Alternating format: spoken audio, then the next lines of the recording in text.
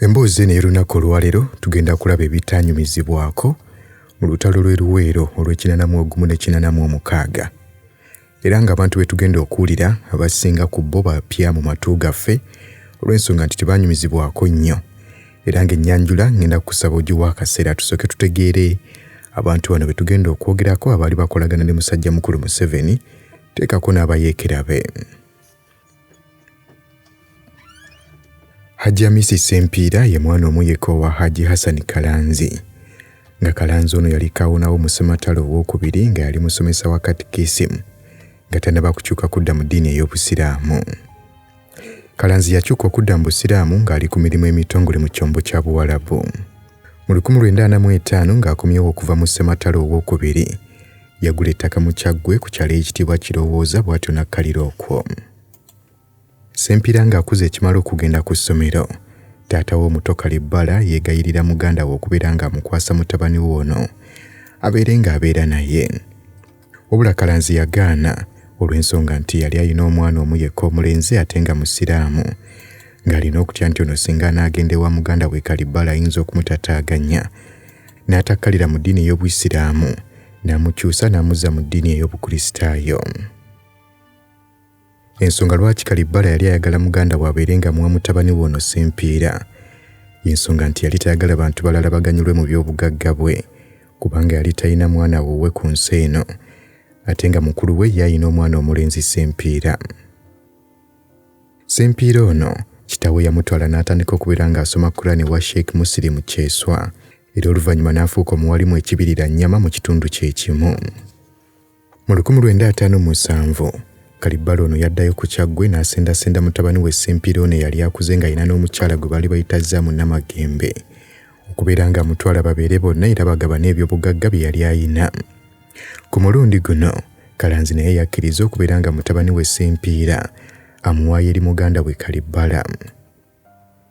Bw'atyo Sempiira ono baamuwa ekibanja kwe yatandikira, era ng'oluvannyuma Sempiira ono yafuuka omuwalimu ku muzikiti e Kawomo, ate ng'eno bw'akola n'ogw'obuzimbi. Ono yalina essamba y'emmwanyi okumpi n'omuzikiti mwe yajjanga ssente ng'omuwalimu okutuusa olutalo lwa NRA bwe lwabalukawo. Aba NRA bwe baatuukanga mu buli kitundu nga banoonya ebifo ebyekusifu we bagenda okusobola okubeera nga bakuba enkambi yaabwe olwo beekukume. Olunaku lumu ekibinja ky'abayeekera kyatuuka e Kawumu ne basangiriza musajja mukulu ono ng'ali mu ssamba ye ey'emmwanyi. Omu ku baali mu kibinja kino ye Saamu Senkubuge ng'ono yali mukoddomi wa Kalibbala. Ono yakwata musajja mukulu ono Sempiira n'amuzza ku mabbali ne badda mu mboozi ey'akafubo, ng'era emboozi eno yali mmanju wa nnyumba ye eyali okumpi n'omuzikiti. Senkubuge yali yakamaliriza okulambuza abayeekera bano ekibira kya Ssekamwasaako ne Kalibbala nga bino byali byeriraaniganye. Senkubuge yali aweereddwa omulimu omulala ogw'okubeera ng'asima oluzzi abayeekera bano we bajja okubeera nga bafuna amazzi, teekako n'okulongoosa ekifo abayeekera be bagenda okusisinkana.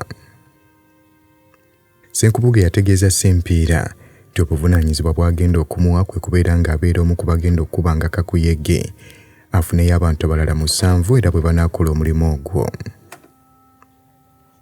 Sempiira ng'amaze okwefumiitirizaamu yakkiriza okubeera ng'akola omulimu guno gwa kakuyege ogwali gumuweereddwa. Omu ku bantu be yasookerako ye Tomu Makubuya ng'ono yali mutunzi wa ngoye, Peter Kolokolo, Yozefu yali addaabiriza engato n'okuzikuba eddagala mu kitundu eky'Amawale, Hajji Hamisi Kasaka ne Kiwalabye Kawuma. Bano beekolamu obukulembeze era nga Sempiira ono ye yali ssentebe waabwe, olw'ekifo ky'ebyokwerinda ekitaalimu muntu oluvannyuma baakijjuzaamu Senkubuge. Sempiira ye yali akulira wakamwererwe eyali akulira akakiiko akafeefetta enfo ez'okwekwekamu ate n'okusunsula abaali balina okuyingira ensiko okubeera nga bayeekera.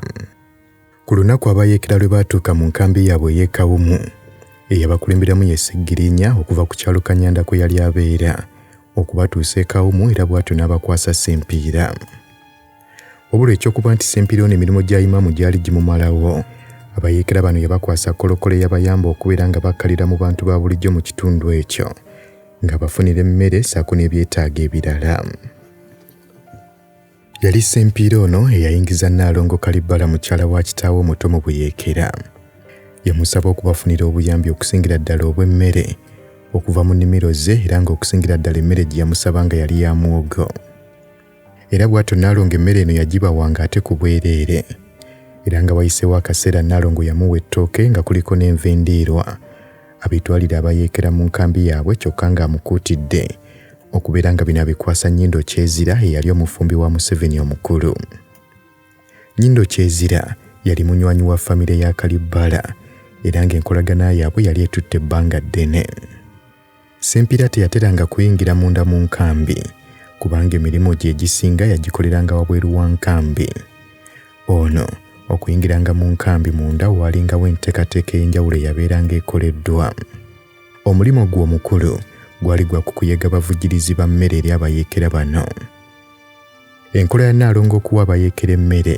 Webale kunyumirwa byafaayo, naye okimanyi nti buvunaanyizibwa bwaffe okulwanyisa omusujja gw'ensiri nga tusula mu butimba? Naye jjukira nti waliwo ensiri ezituluma nga tetunnaba kwebaka. N'olwekyo ezo zeewale nga weesiiga Ropa Free Mosquito Repellent. Tewali nsiri ejja kuluma. Ropa Free Mosquito Repellent ojja kumusanga mu pharmacies nga Africa Ewandegeya, Spring ne Kamukea ku Wilson Road ne Mega Supermarkets opposite Old Tax Park ne Garden City. Kujjukiza nti gwatera okutambula n'ogendako mu Eastern Region oba mu Mbale, kozesa Hilltop View Hotel. Pereza yaabwe ya mulembe ate nga tebakolagana na mwenge. Billahi minashaitanir rajim. Bismillahir rahmanir rahim. Assalamu alaikum wa rahmatullahi wa barakatuhu. Nze Haji Kaboggoza omusomi w'Eduwa ntereeza ensonga z'amaka ebyenfuna n'endwadde ezitategeerekeka. Haji Kaboggoza omusomi w'Eduwa nsiŋŋaanibwa Ekitigoma ku lw'Ejjinja. Bw'obanga otuuse Ekitigoma mu ttawuni ku stage osobola okuba ku nnamba z'essimu ezo z'olaba zitambula. Gwe wenna ali ewala oyinza okuyita ku mukutu gwaffe ogwa WhatsApp ku layini eyo eya MTN obudde bwonna mbeerako. Enkola ya Nnaalongo okuwa abayeekera emmere ye yali entandikwa y'okubeera nga bamuyingiza mu buyeekera. Ssempiira nga amaze okutuusa emmere yaddiza Nnaalongo amawulire nti obubaka butuusizza nti kyokka Museveni tamusanzeeyo. Guno gwe gwali omulundi gwe ogwasembayo okujja emmere wa Nnaalongo okugitwalira abayeekera kubanga Nnaalongo yennyini yatandika okukolagananga n'abayeekera butereevu. Tiyadde ono yakolagana bulungi ne Nnaalongo okuyamba abayeekera. Tuwabula ye Ssempiira teyatawaana kubeera ng'ategeeza Ssaalongo ku biki abayeekera bye baali bakola. Olw'ensonga nti yali amumanyi bulungi nnyo we yali ayimiridde mu nsonga z'ebyobufuzi nga tayagala kumunyiiza. Olw'ensonga nti musajja mukulu kamwererwe n'ekibinja kye nga beekengera nnyo abantu be baali bakolagana nabo. Be baali bakolagana nabo nga balina okubeera ab'emmizi ku bintu bye baakolagananga n'abayeekera. Kamwererwe yali yakuutira Ssempiira ono okuyingiza abavubuka abalina empisa, abaana enzaalwa ey'okukyalo ng'abatuuze babamanyi bulungi. Eno y'engeri mutabani we Sulaiman gye yayingizibwamu mu buyeekera ng'akolagana ne Kolokkolo. Kigambibwa nti ono yasemba abantu bangi nnyo okubeera nga bayingizibwa mu buyeekera, okwali omugenzi Meeja Kizito Kyamufumba ne Yahaya Kiryowa ng'ono yali mujja na nnyina wa Ssempiira. Yahaya Kiryowa ono bwe yayingirira mu nsiko yali muyizi mu kibiina eky'omusanvu mu ssomero lya Kajaguzo Primary School. Kuno yagattako Didi mutabani wa Zidoolo, Twahiri mutabani wa Kagwasako n'abalala abawerako.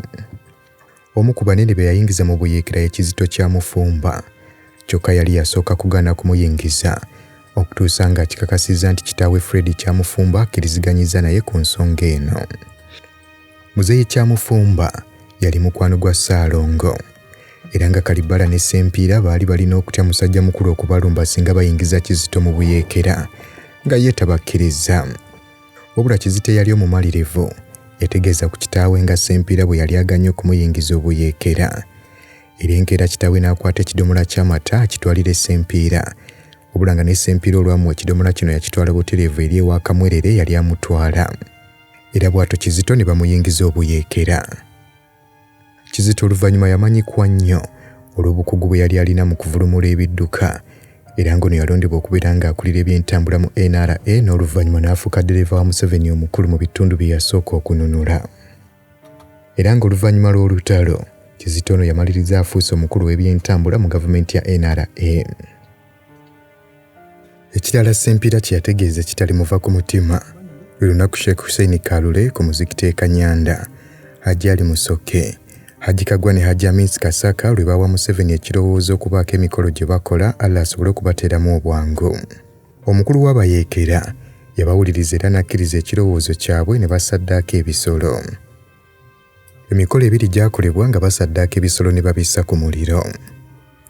Mu lugendo lw'essingo, Simpira teyatambulira mu kibinja kya kitaawe Kalibbala. Ye yali mu kibinja ekyalimu basiraamu banne ekinene ddala. Bano baasomoka omukka Mayanja emirundi ebiri ne bagenda butereevu mu maka g'omu ddundiro lya Fred Kyamufumba eryali e Kalagala.